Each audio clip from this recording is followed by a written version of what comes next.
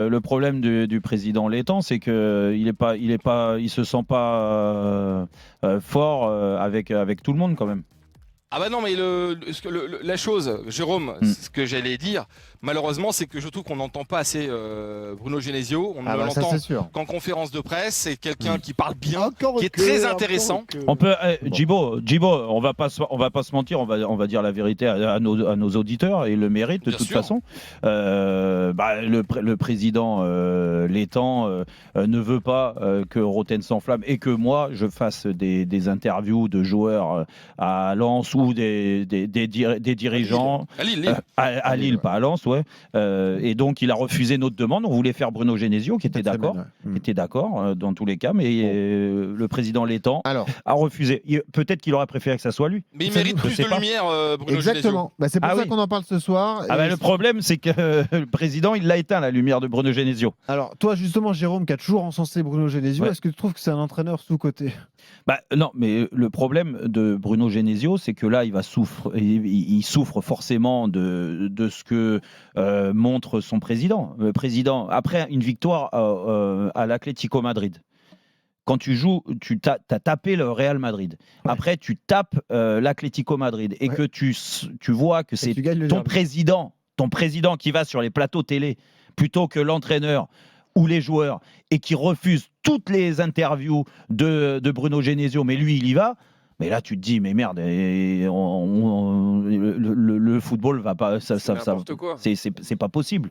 Tu vois, je sais pas, les acteurs, le président Létang, aujourd'hui, on parle de président Létang parce que c'est du football, parce qu'il y a les acteurs, parce qu'il y a les entraîneurs, parce qu'il y a les joueurs. Sinon, il n'aurait pas de rôle dans le football, le président Létang, on est d'accord avec ça. Donc, il fait des bonnes choses. Je dis pas que c'est en trompe-l'œil toute la bonne série de Lille, parce qu'il a aussi tout le mérite. Lui revient, un certain mérite lui revient, mais quand même, te mets pas en scène comme ça. Jérôme. Et quand tout va bien, Jérôme, c'est facile de faire venir du monde. Tout va bien. Ouais. On n'est pas en crise côté lillois, c'est ça qui est dommageable. Non, mais il préfère que ce soit lui. Après Saint-Etienne, il pète un câble. Jérôme, ça m'étonne que tu te laisses prendre à ce subterfuge. Honnêtement, parce que ça me touche, parce que Jean-Michel, je vais te dire une chose, ça me touche d'autant plus parce que moi je suis un passionné de football et comme tout passionné de football, j'ai envie de mettre les acteurs de Lille en avant. Ça me paraît logique, ils le méritent. Mais Jérôme, pour ceux qui connaissent le football et ceux qui un jour vont recruter un bon entraîneur, parce qu'ils considèrent que leur équipe a besoin d'un entraîneur qui a fait des résultats et qui, sur la durée, s'est imposé comme un bon entraîneur, ils ne vont pas recruter Létang. Ils vont recruter Genesio. Et là, c'est un trompe-l'œil parce que Létang, il est là, il fait le beau. Mais les gens qui aiment le football, ils ne se trompent pas. Létang, comme je le disais tout à l'heure, il est là pour la galerie, ni plus ni moins. Il est l'étalagiste de la devanture. Celui qui est dans l'arrière-boutique et qui travaille bien et dont le métier est reconnu, c'est Bruno Genesio. Oui, mais tu as besoin de mettre la lumière sur lui, du moins si tu l'interdis. Alors, pour revenir à ta question, est-ce que vous pensez qu'il est sous-coté, Bruno Genesio ? Moi, je parle pas. Peut-être qu'il la veut pas. Peut-être que Bruno Genesio est très bien comme ça. Ouais, il la veut. C'est pas un grand fan des médias, mais il a la cote. Il a besoin de ça. C'est ce que je veux dire. Il a peut-être pas besoin de ça. Ne te fais pas de soucis. Écoute, si demain il y a un club qui cherche un bon entraîneur, je suis sûr qu'il sera dans la liste. Forcément. Ouais, mais c'est ce que je veux dire. Il a peut-être vous pas pensez qu'il est sous-coté par rapport à sa qualité alors ? Tony et Jean-Michel, moi j'ai appris à connaître Bruno Genesio, à échanger avec lui. On partait de loin, tu vois. Mais c'est vrai. Après ces années à Lyon, j'assume ce que je dis. Il a pris cher à Lyon, faut le dire après, aussi, on a été le voir, on a discuté. J'ai vu sa vision du football et je peux te dire qu'à travers ce que je viens de dire là sur l'interview. Si Bruno Genesio n'a pas envie de se mettre en avant, mais il refuse toutes les interviews et il reste comme le président lui fait, c'est-à-dire vas-y président, moi je reste. Mais c'est pas le cas. Bruno, il a aussi, et ce qui est normal, dire on fait un métier. C'est un métier de passion déjà, et surtout les entraîneurs d'autant plus, et de reconnaissance. Quand tu as des bons résultats, tu as forcément envie d'être mis en avant parce que les gens seront reconnaissants de son travail et lui, ça va lui donner encore plus de crédibilité. Et pour répondre à ta question et ton sujet, et c'est bien de l'avoir, c'est-à-dire si tu mets pas la lumière sur ces coachs-là qui ont des bons résultats, tu vas la mettre quand? Jamais, en fait. Donc, automatiquement, on aura un avis. On est en train de mettre la lumière sur quelqu'un qui n'a pas. Il n'y a aucune raison de mettre la lumière sur Genesio. Sur les temps. Oui, mais et on en parle de l'État.